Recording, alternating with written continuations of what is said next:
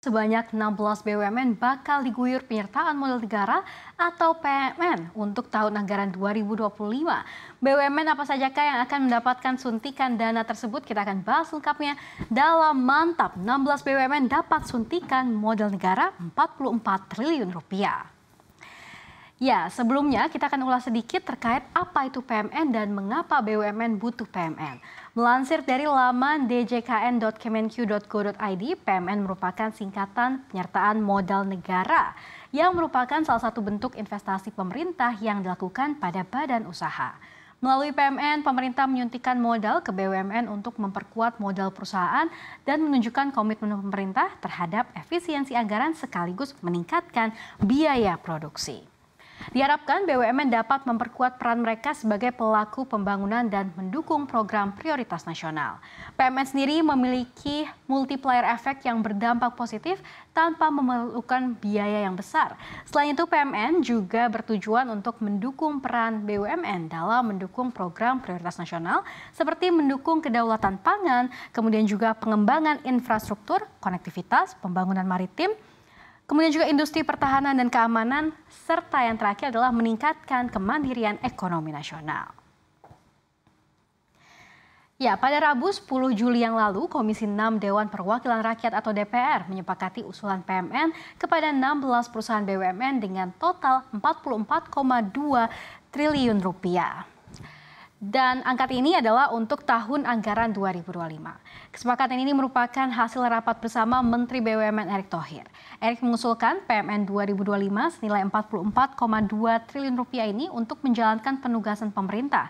Komposisinya yakni sebesar 69% ini merupakan penugasan, kemudian juga 27% atau setara dengan 11,8 triliun rupiah ini untuk pengembangan usaha, kemudian untuk restrukturisasi hanya sebesar 4% saja atau setara dengan 2 triliun rupiah. Nah, kemudian mayoritas PMN atau 89% yang diterima oleh BUMN digunakan tujuannya adalah untuk penugasan pemerintah seperti program listrik desa, pembangunan jalan tol Trans Sumatera, pembangunan infrastruktur dan konektivitas seperti LRT, jalan tol dan juga pelabuhan. Sementara itu, 9 fraksi di Komisi 6 DPR menyatakan dukungan atas usulan PMN 2025, di mana alasannya kinerja Kementerian BUMN dan perusahaan pelat merah dinilai optimal, apalagi suntikan dividen dari BUMN untuk negara. Menteri BUMN Erick Thohir mengatakan hal ini merupakan perbaikan selama 5 tahun terakhir yang sebelumnya sangat bergantung kepada utang negara. Kini dapat dibiayai dari capaian dividen. Anggota Komisi 6 DPR fraksi PDIP Haris Turino juga menyatakan dividen yang diberikan BUMN kepada negara mencapai 279,9 triliun rupiah selama periode 2019 hingga 2024. Jauh lebih besar dibandingkan dengan PMN yang berjumlah 226,1 triliun rupiah di periode yang sama yakni pada 2019 hingga 2024. Jadi BUMN ini turut berkontribusi terhadap penerimaan negara melalui dividen yang disetorkan ke negara yang merupakan penerimaan negara bukan pajak atau PNBP. Kemudian dalam rangka menjalankan penugasan, BUMN ini membutuhkan injeksi modal atau PMN ke BUMN yang dimana akan mengambil dari dividen dari BUMN yang dikalkulasikan. Dan apabila tetap tadi dikalkulasikan, dividennya pun masih surplus. Adapun Menteri BUMN Erick Thohir menyatakan selama 5 tahun terakhir PMN tersebut telah terserap lebih dari 90%. Di mana di PMN 2023 yang cair di Desember 2023 dan beberapa PMN 2024 yang masih dalam proses pencairan akan terus dioptimalkan penggunaannya. Lantas BUMN apa sajakah yang mendapatkan suntikan modal ini? Kita akan bahas pada slide berikutnya. Ya, secara keseluruhan terdapat total 16 BUMN yang diusulkan meraih PMN pada 2025. Di antaranya yakni yang paling besar ini ada Hutama Karya di mana memperoleh PMN sebesar 13,86 triliun rupiah, kemudian ada Asabri yang memperoleh PMN sebesar 3,61 triliun rupiah, kemudian ada AFG atau Bahana Pui di mana memperoleh PMN sebesar 3T, sama juga dengan PLN yang memperoleh PMN 3T, PLNI 2,5T, Bio Farma 2,21T, sampai dengan yang terakhir adalah Inka yang memperoleh PMN sebesar 976 miliar rupiah. Nah, lantas untuk apa sajakah injeksi dana tersebut? Kita akan bahas pada slide berikutnya. Ya, secara rinci injeksi terbesar memang diarahkan ke PT Hutama Karya Persero dengan nilai 13,86 triliun rupiah.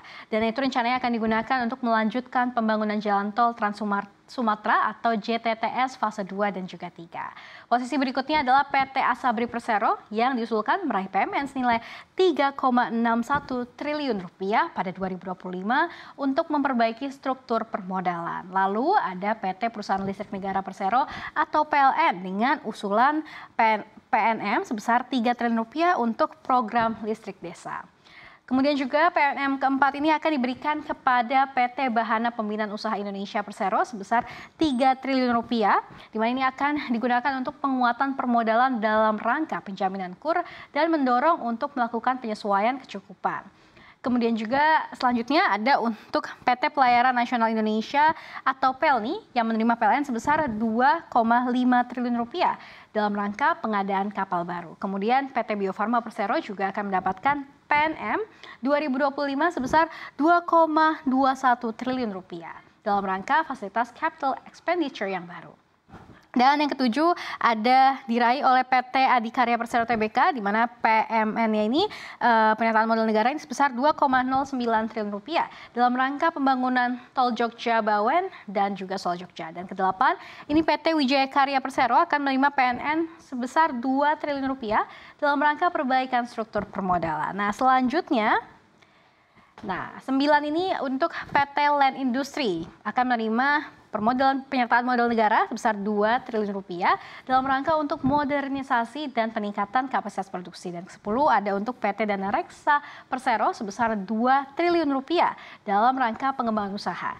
Nah, kemudian ke-11 juga ada untuk PT Kereta Api Indonesia Persero akan menerima sebesar 1,8 triliun rupiah untuk pengadaan transit baru dan penugasan pemerintah. Kemudian yang ke-12 untuk PT Raja Wali Nusantara Indonesia Persero atau ID Food yang akan menerima sebesar 1,62 T untuk modal kerja program CPP. Ke-13 diberikan untuk PT Pembangunan Perumahan Persero atau PT PP Persero sebesar 1,56 triliun untuk penyelesaian proyek Jogja Bawen dan Kit Subang. Kemudian juga yang ke-14 untuk Perum Damri sebesar 1 triliun rupiah untuk penyediaan bus listrik. Kemudian ke-15 untuk Perumnas yakni sebesar 1 T untuk penyelesaian persediaan perumahan. Dan yang terakhir, BUMN ke-16 yang akan menerima penyertaan modal negara adalah PT Industri Kereta Api atau Persero atau INKA yang akan menerima 976 miliar rupiah untuk pembuatan KRL. Ya, secara tren ini memang kalau dilihat membandingkan dari tahun 2020, 2021 dan juga 2022, dividen yang diberikan BUMN ke pemerintah ternyata terus mengalami kenaikan. Apalagi jika kita mengamati di tahun 2022 kemarin, yang mana dividen jumbo pun bahkan tertinggi sepanjang sejarah akan disetor ke pemerintah senilai 80,2 triliun rupiah dari akumulasi seluruh BUMN. Tentunya diproyeksikan dividen akan semakin besar lagi di tangan dingin Menteri BUMN Erick Thohir yang handal dalam mengelola perusahaan pelat merah tanah air. Good job Pak Presiden Jokowi dan good job Pak Menteri BUMN Erick Thohir. Kita ikut bangga dengan pencapaian yang berhasil diraih oleh BUMN perusahaan pelat merah kebanggaan negeri.